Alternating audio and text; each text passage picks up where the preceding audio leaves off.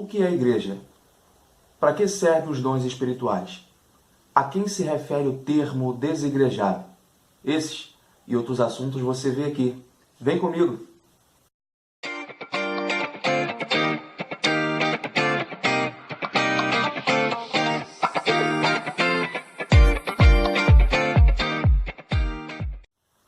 Deus em Cristo vos abençoe. Sejam bem-vindos a mais uma aula da sua EBD semanal. Uma pré-aula, né? Não é, bem dizendo assim, uma aula, é uma pré-aula em que a gente pega os pontos fundamentais nos subtópicos para que o professor possa estar desenvolvendo melhor a sua aula, para que o aluno também possa estar entendendo melhor. Se você é novo no canal, vai se inscrevendo, compartilhe nas redes sociais, que isso é bom para o crescimento do nosso canal. Na aula de hoje nós vamos falar sobre a lição de número 5, que vem dizendo a mordomia da igreja local. A mordomia da igreja local. O texto áudio está lá em 1 Timóteo 3, versículo 14 e 15. A leitura bíblica em classe está em Atos dos Apóstolos, capítulo 9, verso 31. Também está em 1 Coríntios, capítulo 1, verso 1 e 2. E também está em Hebreus, capítulo 10, verso 24 e 25. Antes da gente entrar no tópico dessa lição, a gente precisa entender o que é igreja. Como está falando da mordomia da igreja local, a gente precisa entender o que é igreja, porque tem pessoas que têm uma ideia meio diferente do que é a igreja. Sabemos que igreja, quando a Bíblia fala de igreja, ela não está se referindo a templo, não está se referindo a paredes, ela está se referindo a pessoas que se reúnem para estar glorificando o santo nome do Senhor. É uma reunião de pessoas cristãs, né, que se reúnem para poder estar adorando a Deus, poder estar cultuando o santo nome do Senhor. A gente vê quando Paulo manda uma carta para Filemon, e ele dirige a Filemon, dirige a irmã Áfia, dirige também ao irmão Arquipo e também a igreja que está em tua casa. Isso aí você vê em Filemon, verso 2. Ele vem dizendo, a igreja que está em tua casa. Então, quando Paulo se refere à igreja, ele não está se referindo à casa, mas está se referindo às pessoas que se reúnem naquela casa para estar glorificando o santo nome do Senhor, para estar cultuando a Deus. Então, a igreja é a reunião de pessoas cristãs, é a reunião de cristãos que se reúnem para poder estar glorificando o santo nome do Senhor. Vamos lá para o tópico 1. O que diz no tópico 1? Está dizendo a mordomia dos bens espirituais. E o subtópico 1, o que está dizendo? A mordomia e a valorização da palavra de Deus. Ou seja, o cuidado e o valor que se deve dar à palavra de Deus. Nós sabemos que a palavra de Deus ela foi escrita por homens escolhidos e inspirados por Deus, para que hoje chegasse até nós. Deus falou através da boca de Moisés, falou através da boca dos seus profetas, e a palavra de Deus ela é de suma importância para as nossas vidas. O que Deus vai dizer para Josué? Josué, não aparte da tua boca o livro desta lei. Antes, medita nele dia e noite, para que tenhas cuidado de fazer conforme tudo o quanto nele está escrito. Está vendo a importância da palavra de Deus? Deus fala para Josué não apartar da boca dele, para que ele fique meditando dia e noite na palavra do Senhor. A gente vai ver Jesus Cristo vencendo Satanás lá no deserto, através de quê? Através da palavra. Então a palavra ela é de suma importância para as nossas vidas. Antigamente a gente vai ver na palavra do Senhor, os doutores da lei, os mestres, eles ensinavam. Quem é responsável hoje para para o ensino da palavra hoje, na igreja hoje? A gente tem os pastores, a gente tem os evangelistas, a gente tem os discipuladores, a gente tem os professores da EBD que estão ali responsáveis. Eles são responsáveis para o ensino da palavra. Mas, além da liderança ter essa responsabilidade de ensinar a palavra para a igreja também tem que se responsabilizar em querer aprender a palavra.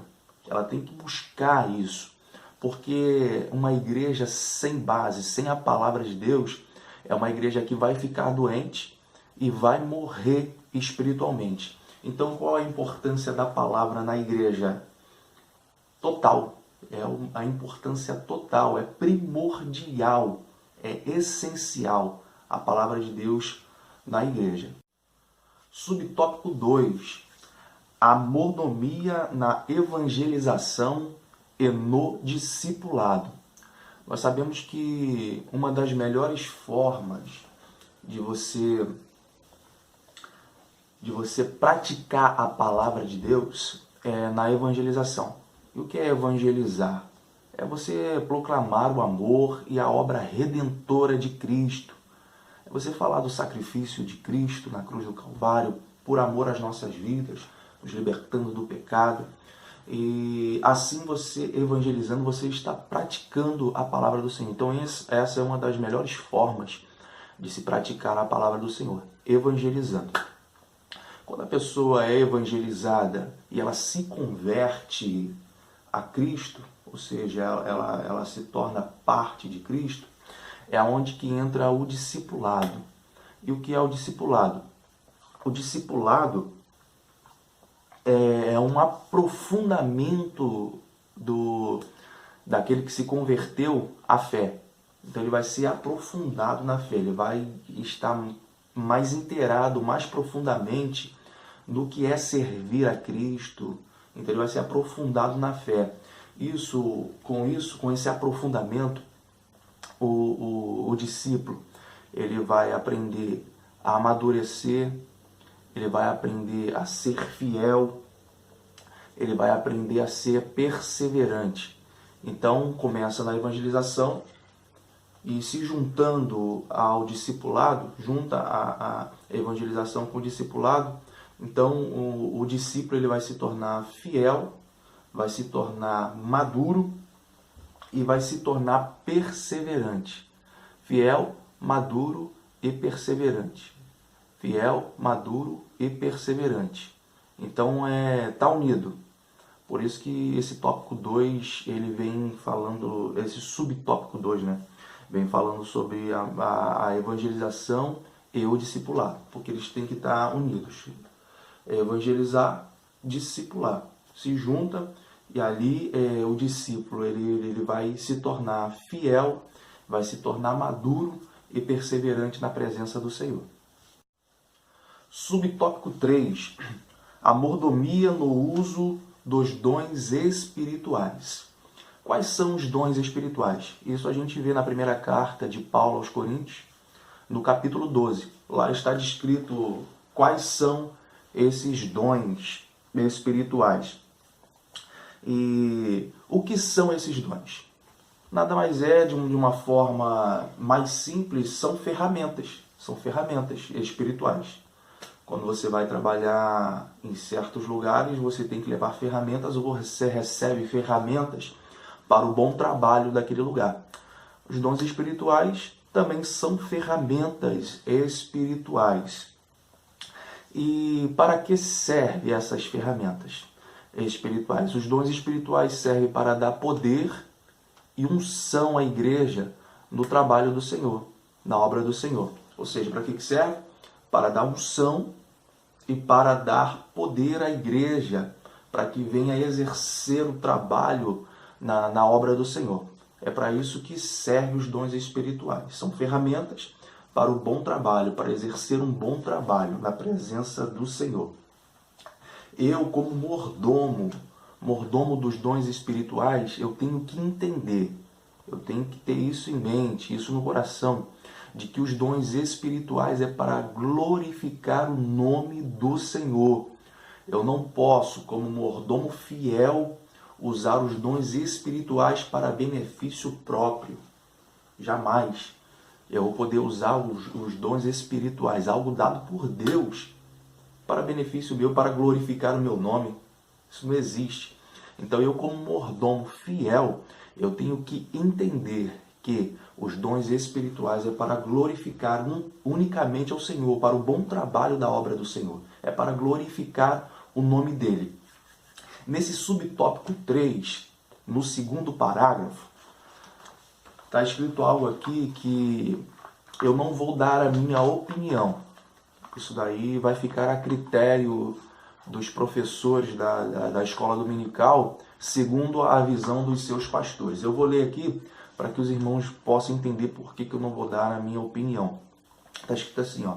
Está lá no terceiro subtópico 3, e no segundo parágrafo, está escrito aqui: certas práticas estranhas ao movimento pentecostal não devem ser estimuladas nem toleradas nos cultos públicos.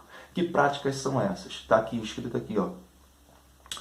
Marchar, pular, rodopiar ao som de batidas, correr de um lado para o outro, sapatear, fazer aviãozinho e etc.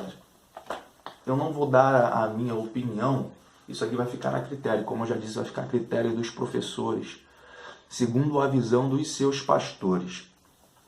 Por quê? Porque cada um tem uma ideia sobre isso.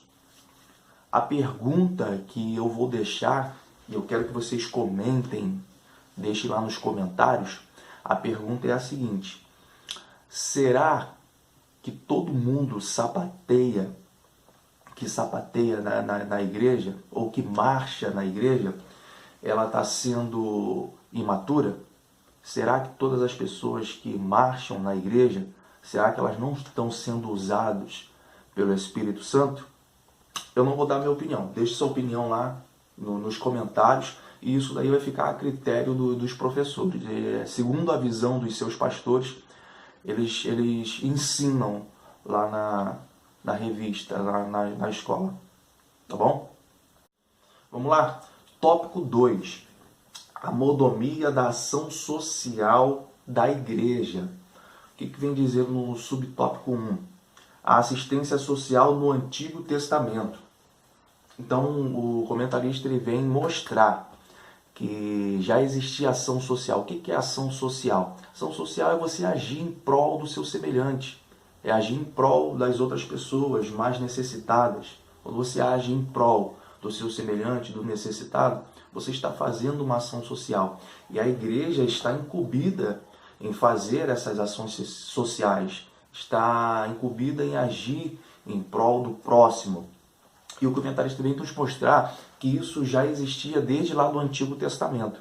A gente vê nos salmistas, a gente vê nos provérbios escritos na palavra do Senhor também essa ação social. A gente vê entre os profetas essa ação social. Ou seja, a ação social, já descrito no Antigo Testamento, é algo que Deus se agrada. Vamos lá? Subtópico 2. O subtópico 2 está dizendo a assistência social no Novo Testamento. Então a gente acabou de falar que já existia ação social no Antigo Testamento. Agora o comentarista vem mostrar no Novo Testamento essas ações sociais. E no Novo Testamento isso fica mais evidente, porque o próprio Cristo ele vem pregando o amor ao próximo. Ele vem dizendo, nós temos que amar o seu próximo como a ti mesmo. Então isso reflete na ação social da Igreja do Senhor, que é uma coisa que Jesus Cristo vem pregando. E a gente vê isso de diversas formas no Novo Testamento. Isso está evidente demais. Se ali vai lendo o Novo Testamento, você vê muitas ações sociais, os discípulos ali, em que as pessoas vendiam suas propriedades e colocavam aos pés do discípulo para que fosse distribuído aos que eram mais necessitados, né? Era distribuído. Jesus vem pregando sobre o amor ao próximo. Isso daí é uma coisa que tem que estar inserida dentro da igreja.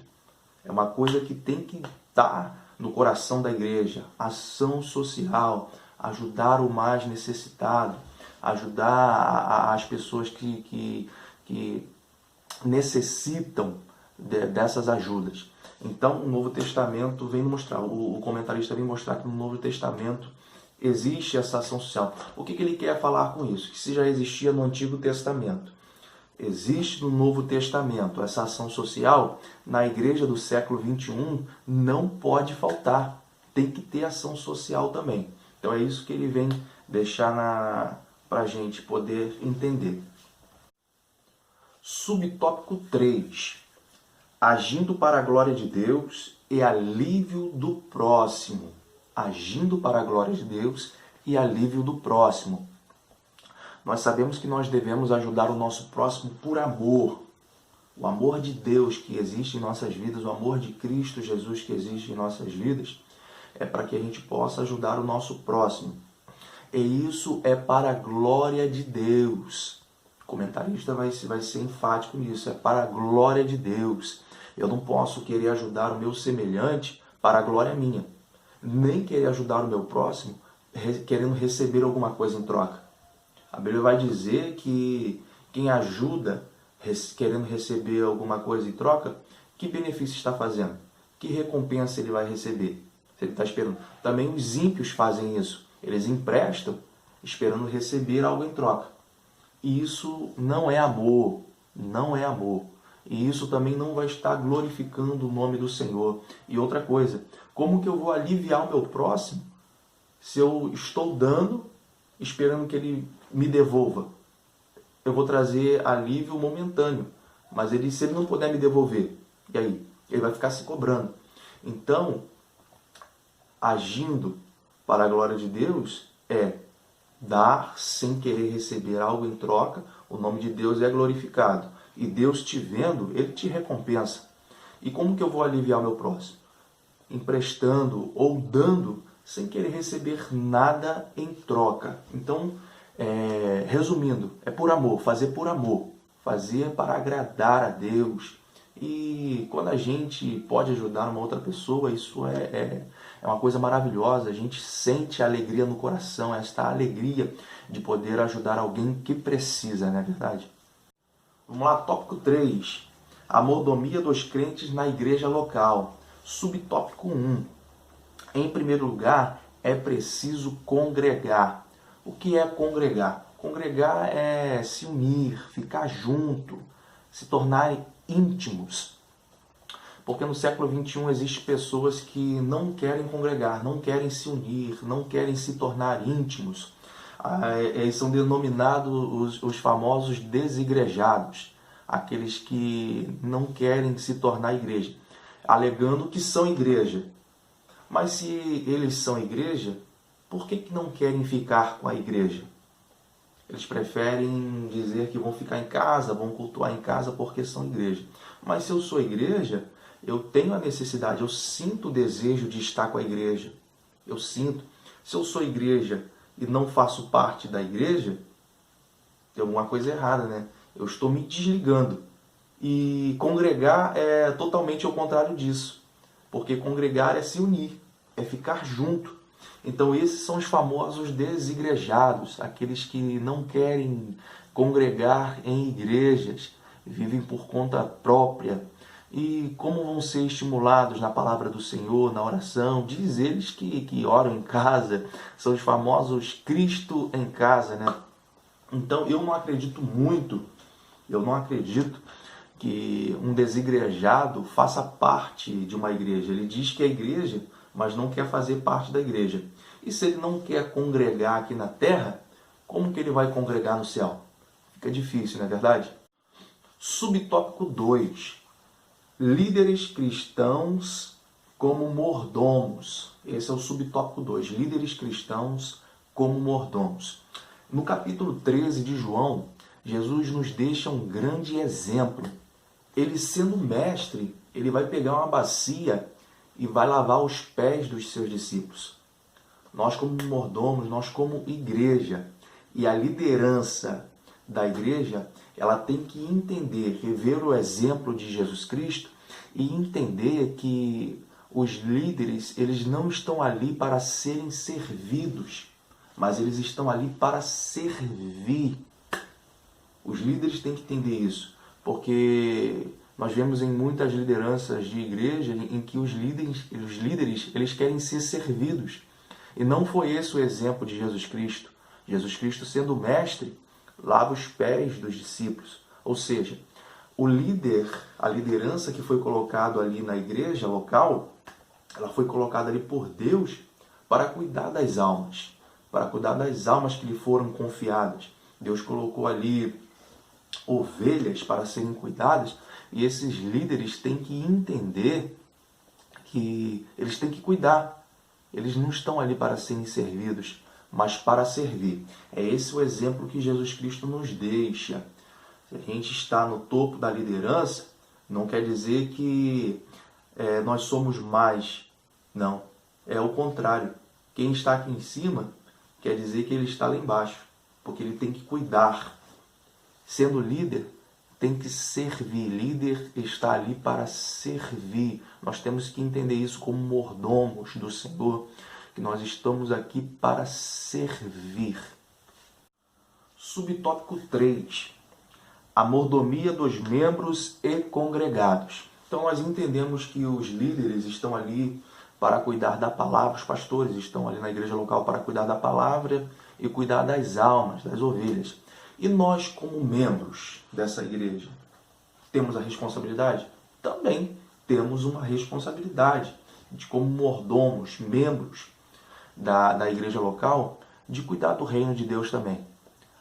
Nós, como membros, temos essa mordomia de cuidar dos louvores, de orar, cuidar das orações também, das visitas, visitar os doentes, visitar aqueles que se afastaram da presença do Senhor.